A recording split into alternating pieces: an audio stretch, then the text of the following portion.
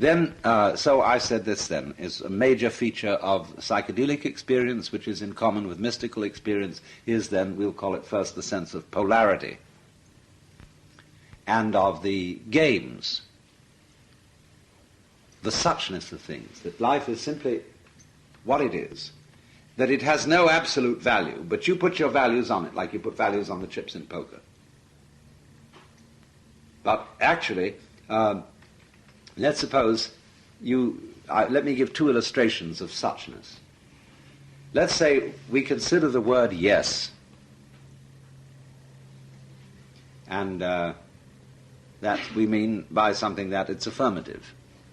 But say yes several times. Yes, yes, yes, yes, yes, yes, yes, yes, yes, yes, yes, yes. And you begin to hear it as a noise.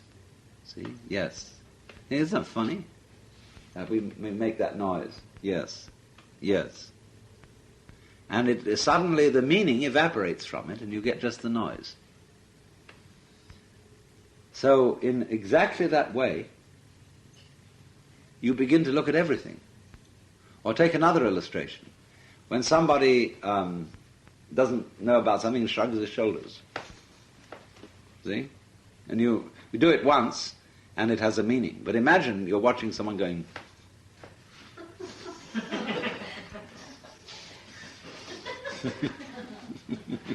you know? And suddenly, you see everything is like that. It doesn't mean anything. But it's fascinating, because it is just a certain play of pattern. Like you're fascinated when you look at a crystal. You like to turn it around, look at all the angles in the thing, and all the patterns. Or pick up a seashell, pick up a fantastic rock, admire a fish. You see? And this way of looking at it, that everything is a fantastic pattern. It has no meaning, except it's just what it is, dancing like that. Did you ever see a lady go this way, go that way? That's what it is. And that's suchness. And then the second aspect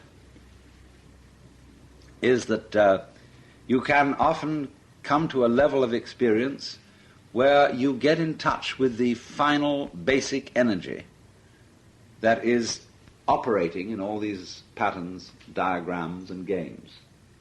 And this is generally experienced as a sensation of intensely brilliant light. As if you realized the current inside your nerves and saw it as this brilliant light. If somebody hits you on the head hard, you see stars.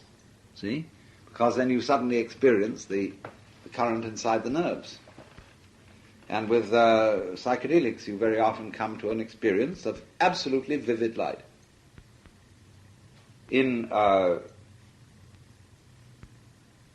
accord with the physicist's realization that everything is really light.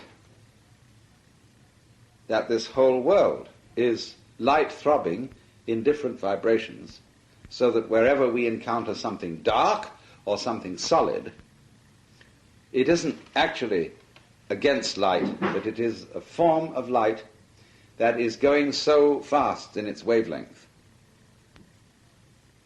that it affects us as the experience of density and impenetrability. If light is too bright, it smashes your eyes quite as effectively as somebody's fist can smash your face.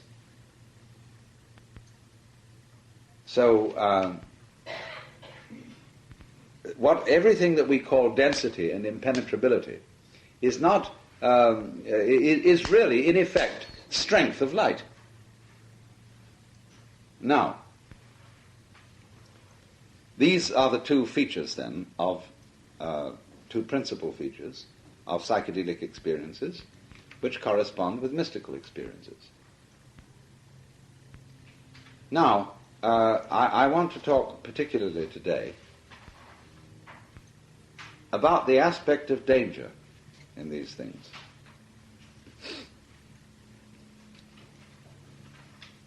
because you will see in what I've been saying so far, come over here, that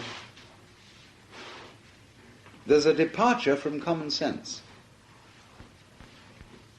For example, people say, oh, I want my life to be meaningful. I want it all to make sense. And therefore, when you propose the idea that life really doesn't make any sense at all, that it's just some kind of jazz going on, this is threatening to people.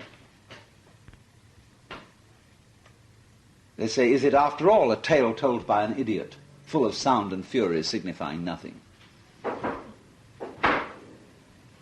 But as R.H. Blythe said once, when commenting on this passage from Macbeth, it is said so well that it doesn't seem so bad after all.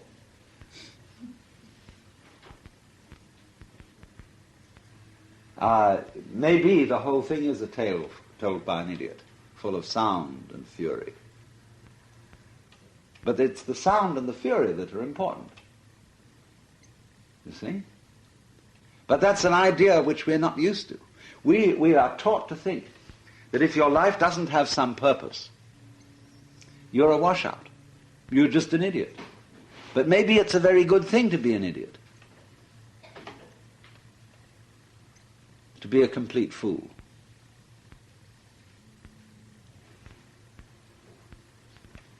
And simply to sit and watch the waves. You know how good a thing it is to sit on a beach and just watch waves breaking and dissolving? You can sit for hours completely fascinated. And children like to do this, like to sit by a pond and drop pebbles into it and see all the concentric circles coming out of the plop. Why not? You could say, well, it's much more important to go into business and achieve some substantial results and raise a family. Why? You're just making a bigger splash, that's all. And you have children, and the children go blah, blah, blah, blah, blah, blah, blah, diggy, diggy, diggy, diggy, diggy, diggy. Finally, they go, when they start, blah, blah, blah, you know, they make sense and they talk and so on. But it's all just a kind of jazz. I mean, raising families and businesses and getting food and eating and going on and going out this way and so on.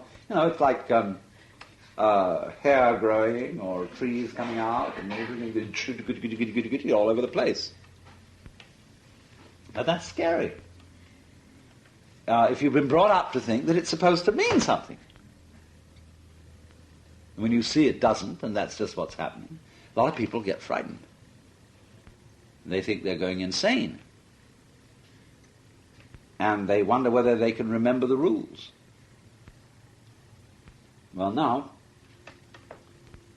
in getting into this predicament, the most important thing to understand